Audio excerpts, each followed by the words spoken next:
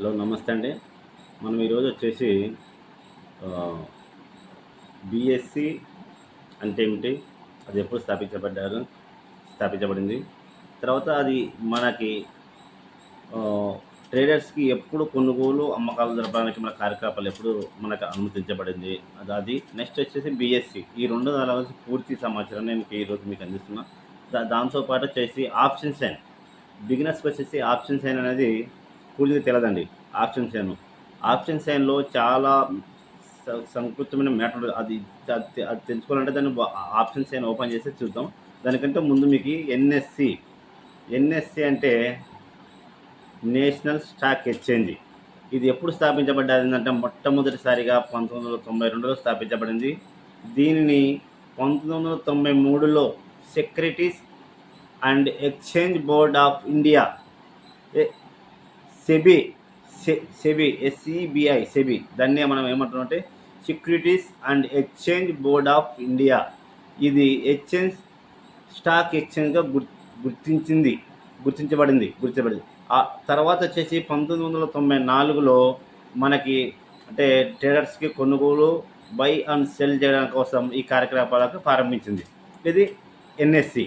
Next వచ్చేసి BSc. BSc అంటే Bombay stock exchange. ఇది చాలా మన ఆసియాలోనే చాలా పురాతనమైనదండి ఇది. బీఎస్సి అంటే బాంబే స్టాక్ ఎక్స్చేంజ్ 1800 1875లో స్థాపించబడింది. ఇది ఆసియాలోనే అత్యంత పురాతనమైనది. దీనికి ఫస్ట్ ఇప్పుడు మనం కొత్తగా పిలుస్తున్న పేరు వచ్చేసి బీఎస్సీ అండి. దీనికి ఓల్డ్ పేరు ఒకటి ఉంది. దాన్నే మనం ఏమంటే దాని negative share and stock brokers association అని పిలిచేవారు. ఈ ఈ పేరుతో పిలిచేవారు. కానీ ఎక్కువ లిక్విడిటీ వాల్యూమ్స్‌తో రన్ అయ్యేది మటుకు ఎన్ఎస్‌సి అండి. అది లేటెస్ట్‌గా వచ్చినా కూడా అది మొత్తం ఇది ఆన్‌లైన్ మొత్తం ఆన్‌లైన్ దాంతో రన్ అవుతుంది కాబట్టి ఫస్ట్ ఎక్కువ లిక్విడిటీ దాంట్లో రన్ అవుతుంది. తర్వాత వచ్చేసి బీఎస్‌సి సెన్సెక్స్ అండి. చాలా సెన్సిబిలిటీ ఎక్కువ ఆహ్, వోల్టాలిటీతో రన్ అవుతుంటది బీఎస్‌సి. బీఎస్‌సి సెన్సెక్స్ అండి. నిఫ్టీ వచ్చేసి ఎన్ఎస్‌సి వాళ్ళు వచ్చేసి ఆప్షన్ సైన్. మనకు ఆప్షన్ సైన్‌లో వచ్చేసి చాలా ఉంటదండి. ఇది మనం ఎక్కడ చూసుకోవచ్చంటే ఎన్ఎస్‌సి డాట్ ఇన్ ఇండియాలో కానీ లేదా బీఎస్‌సి డాట్ ఇండియా వెబ్‌సైట్‌లో మనం చూసుకోవచ్చండి. చూడండి మనం ఇప్పుడు గూగుల్‌లోకి వచ్చేసి ఆప్షన్ సైన్ మనం ఎక్కడంటే ఎన్ఎస్‌సి డాట్ ఇండియా అని టైప్ చేస్తే మనకి ఇక్కడ వస్తుంది చూడండి. అది ఎన్ఎస్‌సి డాట్ ఇండియా ఉంది. ఆప్షన్ డైరెక్ట్ ఆఫీసర్ మీద కొట్టొచ్చు, లేదంటే ఎన్ఎస్‌సి డాట్ ఇన్ అని కొట్టండి. తర్వాత వచ్చేసి ఇక్కడ ఎన్ఎస్‌సి ఉంది కదా, ఆప్షన్ సైన్ ఉంది మనకి ఇక్కడ. ఆప్షన్ సైన్ మీద మనం టచ్ చేస్తే ఆప్షన్ సైన్ ఇక్కడ చూడండి. ఇదిగా ఇక్కడ view option contracts for the select symbol. Select symbol అంటే ఏంటంటే మనం ఇప్పుడు నిఫ్టీ పెట్టుకున్నాం. మనం నిఫ్టీ చూడాలనుకుంటే నిఫ్టీ కాకుండా మనము ఇక్కడ చూడండి, మనం ఓపెన్ చేసింది చూడండి. Nifty 50, fin Nifty, bank Nifty, mid cap, ఈ 4 దానిల గురించి మనకు ఆప్షన్స్ ఏమైనా చూపిస్తాం. మనకు నిఫ్టీ కాబట్టి మనము ఇక్కడ ఏం టచ్ చేయము, వెళ్ళేస్తాం. తర్వాత సెలెక్ట్, ఇక్కడ సెలెక్ట్ అని వస్తుంది కదా, ఇది ఈ నిఫ్టీ 50లోనే మీకు కొన్ని కంపెనీలు వస్తుంటాయి. ఆ కంపెనీస్ గురించి ఏమన్నా కావాలని అడిగితే మనకు అవసరం లేదండి. ఓన్లీ మనం నిఫ్టీ 50లో ట్రేడ్ చేసాం, నిఫ్టీ 50 తెలుసుకున్నాం. తర్వాత ఎక్స్‌పైరీ ఈ జూలై 10th ఎక్స్‌పైరీ, అంటే ప్రతి ఎక్స్‌పైరీకి ఓ కాంట్రాక్ట్స్ ఎక్స్‌పైరీ అవుతుంటది. కాబట్టి మనకు అదే డేట్ చూపిస్తది. నెక్స్ట్ మంత్ ఎక్స్‌పైరీ చూడాలంటే చూసుకోవచ్చు మన ఆప్షన్స్ అన్నీ. మనకెళ్ళి స్ట్రైక్ ప్రైస్ ఇక్కడ ఏం టచ్ చేయము. తర్వాత వచ్చేసి ఇక్కడ మొత్తం ఉంది చూడండి. తర్వాత వచ్చేసి మనం కొద్దిగా దీన్ని ఓపెన్ చేసుకున్నాం. ఇప్పుడు నిఫ్టీ 50 మొత్తం ఓపెన్ అయింది చూడండి. ఇక్కడ చూడండి ఓఐ అంటే ఓపెన్ ఇంట్రెస్ట్. చేంజింగ్ చేంజింగ్ ఓఐ అంటే నిన్న లాస్ట్ డేట్‌కున్న కాంట్రాక్ట్స్‌ని ఓఐ అంటాం. ఈరోజు 9:15 నుంచి 3:30 వరకి, అంటే ఆ కాంట్రాక్ట్స్‌లో నిన్నటి ఉన్న కాంట్రాక్ట్స్ కంటే పెరగడమా, లేదా నిన్న ఉన్న కాంట్రాక్ట్స్ కంటే తగ్గితే -29 అక్కడ ఉంది చూడండి.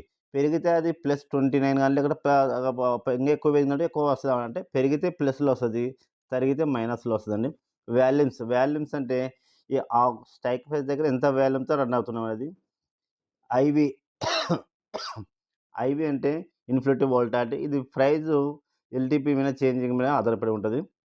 ఎల్టీపీ అంటే మనం స్ట్రైక్ ప్రైస్ దగ్గర అయితే ఏదైతే మనం బై సెల్ చేస్తున్నామో దాన్నే ఎల్టీపీ లేదా ప్రీమియమ్స్ అంటాం. ఇక్కడ చేంజింగ్ అంటే ఎల్టీపీలో నిన్న ఉన్న ప్రైస్ కంటే నిన్న 100 ఉందనుకోండి. నిన్న రూ. 30 తగ్గితే 100లో అంటే 70 అని చేంజింగ్ ఎంత అయింది? 30 రూపీస్ చేంజ్ అయింది. దాన్నే చేంజింగ్ ఎల్టీపీ అంటాం. బిడ్ క్వాంటిటీ అంటే అమ్మేవాడు. అంటే పలానా ప్రైస్ దగ్గర నేను ఈ ప్రైస్‌కైతే ఇంత అమ్ముతా అని వీళ్ళంతా వెయిట్ చేస్తుంటారండి. దాన్ని బిడ్ క్వాంటిటీ అంటాం. బిడ్ కాని ఎంతమంది ఉన్నారని. బిడ్ అంటే ఏ ప్రైస్ దగ్గర ఆడు అమ్మాలనుకుంటాడో దాన్ని బిడ్ అంటాం. ఆస్క్ ప్రైస్ అంటే ఏ ప్రైస్ దగ్గర ఆడు అమ్మాలనుకుంటున్నాడో దాన్ని ఆస్క్ ప్రైస్ అంటాం. బిడ్ అంటే ఏ ప్రైస్ దగ్గర అమ్మేవాడు ఇది కింద తక్కువ ప్రీమియం దగ్గర ఈడు అమ్మాలనుకుంటాడు. అంటే సెల్లర్స్. తర్వాత వచ్చి ఆస్క్ ప్రైస్. ఇక్కడ కొనేవాడు ఈ పలానా ప్రైస్ దగ్గర ఎంతమంది తీసుకొస్తాడో ఈడుంటాడండి. తర్వాత వచ్చేసి ఆస్క్ క్వాంటిటీ సేమ్‌గా బెడ్ క్వాంటిటీ, ఆస్క్ క్వాంటిటీ. ఇప్పుడు మనకు స్ట్రైక్ ప్రైస్ ఉంది. తర్వాత వచ్చేసి ఇది మొత్తం ఇప్పుడు ఓవరాల్‌గా కనిపిస్తుంది మనకి లెఫ్ట్ సైడ్ ఇప్పుడు లెఫ్ట్ సైడ్ కనిపించేది మొత్తం కాల్ రైటర్స్. రైట్ సైడ్ కనిపించేది పుట్స్ అండి. పుట్. ఇప్పుడు దీంట్లోనే మనకి ఇక్కడ నుండి లైట్ యెల్లో కలర్‌లో ఉంది కదా!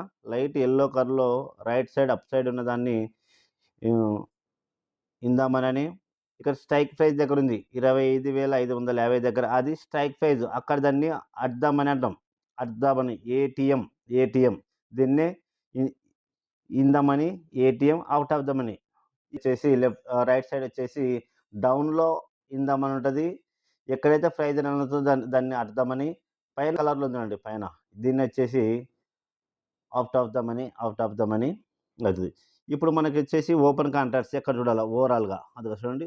ఓవరాల్‌గా ఓపెన్ కాంట్రాక్ట్స్ ఇక్కడ మనకి 18,50,235 కాల్ కాంట్రాక్ట్స్ ఉన్నాయి.